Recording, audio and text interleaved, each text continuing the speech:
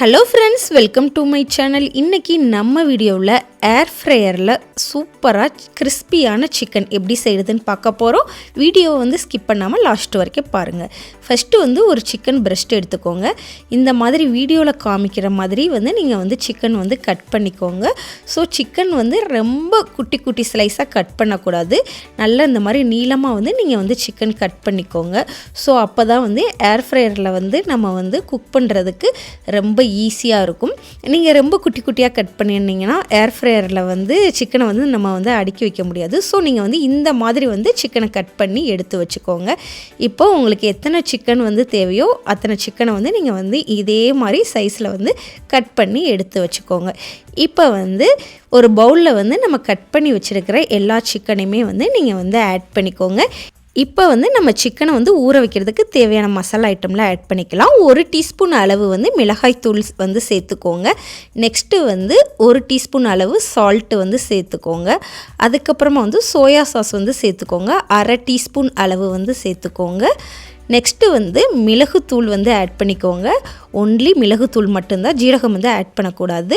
ஒரு 1/4 டீஸ்பூன் அளவு ஆட் பண்ணிக்கோங்க. அதுக்கடுத்து கெட்டி தயிர் 1 டீஸ்பூன் அளவு தயிர் ஆட் பண்ணிக்கோங்க.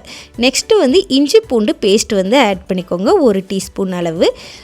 அப்புறம் ஒரு முட்டை ஆட் பண்ணிக்கோங்க. முழு முட்டை ஆட் பண்ணிக்கலாம். இப்போ இது எல்லாத்தையுமே நீங்கள் நல்லா மிக்ஸ் பண்ணிடணும். மிக்ஸ் பண்ணதுக்கு அப்புறமா நீங்கள் லெமன் ஜூஸ் எடுத்து வச்சுக்கோங்க. லெமன் கொஞ்சமாக புழிஞ்சு வச்சுக்கோங்க. இப்போ அந்த லெமன் ஜூஸையும் இப்போ நீங்கள் ஆட் பண்ணிக்கோங்க. இப்போ நம்ம ஏர் ஃப்ரையரில் தான் குக் பண்ண போகிறோம். அதுக்காக கொஞ்சமாக நம்ம எண்ணெய் ஆட் பண்ணிக்கலாம். ஸோ 1 டீஸ்பூன் அளவு எண்ணெய் ஆட் பண்ணிக்கோங்க. இப்போ இதையும் நல்லா மிக்ஸ் பண்ணிடுங்க. இப்போ ஒரு 2 ஹவர்ஸ் அப்படியே விட்டுருங்க, நல்லா ஊறட்டும்.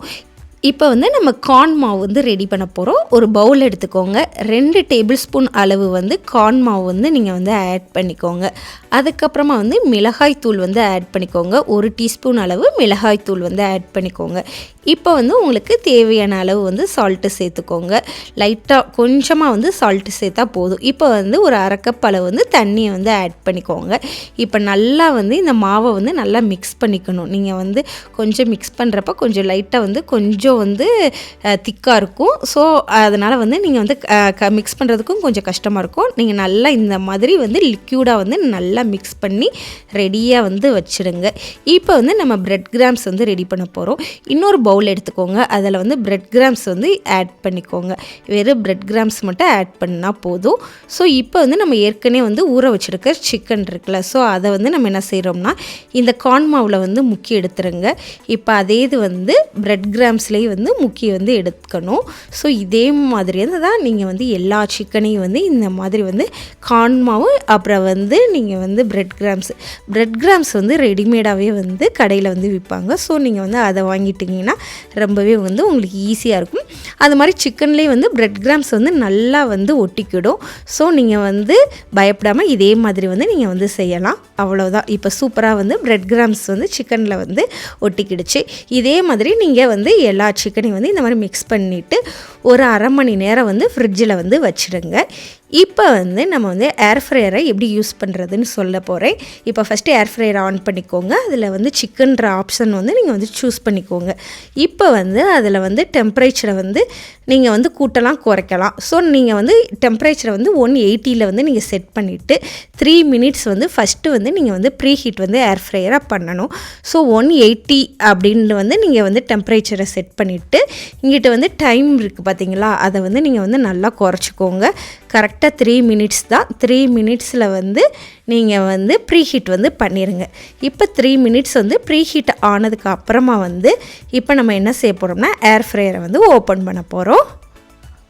இப்போ நீங்கள் ஏர் ஃப்ரையரை ஓப்பன் பண்ணிடுங்க. ஆல்ரெடி ஹீட்டாக இருக்கும், நம்ம ஏற்கனவே ப்ரீ ஹீட் பண்ணனால. இப்போ நீங்கள் லைட்டாக எண்ணெயை ஸ்ப்ரை பண்ணிடுங்க. இப்போ சிக்கன் பீசஸை இந்த மாதிரி நீங்கள் அழகாக அடுக்கி வச்சுடுங்க. ரொம்ப சிக்கன் பீசஸ் வைக்கக்கூடாது. ஸோ உங்கள் ஏர் ஃப்ரையரில் எவ்வளோ சிக்கன் பீசஸ் வைக்க முடியுமோ அந்தளவுக்கு இது வைங்க. ஸோ இல்லாட்டினா உங்களுக்கு சிக்கன் நீங்கள் ரொம்ப வச்சிங்கன்னா குக் ஆகிறதுக்கு கொஞ்சம் சரியாக குக் ஆகாது. ஸோ ஏர் ஃப்ரையரில் எவ்வளோ சிக்கன் உங்களால் அடுக்க முடியுமோ அவ்வளோ வந்து நல்லா இடைவெளி விட்டு வந்து நீங்கள் சிக்கன் வந்து அடுக்கி வச்சுருங்க. அவ்வளோதான். இப்போ இந்த ட்ரே வந்து உள்ளே வந்து ஏர் ஃப்ரையரில் வச்சுருங்க. இப்போ வந்து நீங்கள் டைம் செட் பண்ணுங்கள். டெம்பரேச்சர் வந்து 180 இருக்கட்டும். இப்போ வந்து நீங்கள் வந்து 12 மினிட்ஸுக்கு மட்டும் வந்து நீங்கள் செட் பண்ணுங்கள். 12 அதே சிக்கன் சிம்பிள் தான் வந்து நீங்கள் வந்து ஆட் பண்ணி சிக்கன் சிம்பிள் தான் வந்து நீங்கள் கிளிக் பண்ணியிருக்கணும்.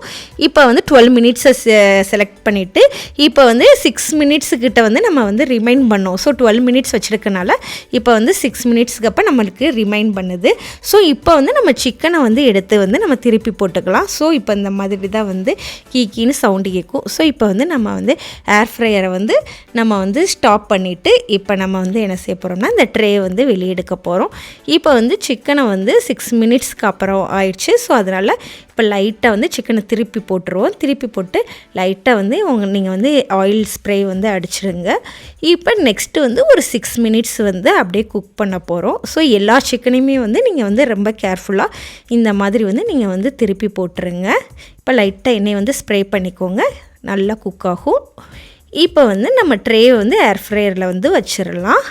இப்போ வந்து நீங்கள் வந்து எந்த செட்டிங்ஸுமே மாற்ற தேவையில்லை. இப்போ நீங்கள் வந்து ஏர் ஃப்ரையர் ஆன் பண்ணால் போதும். ஸோ 180 டிகிரியில் வந்து இப்போ வந்து சிக்கன் வந்து குக் ஆகிடுச்சு.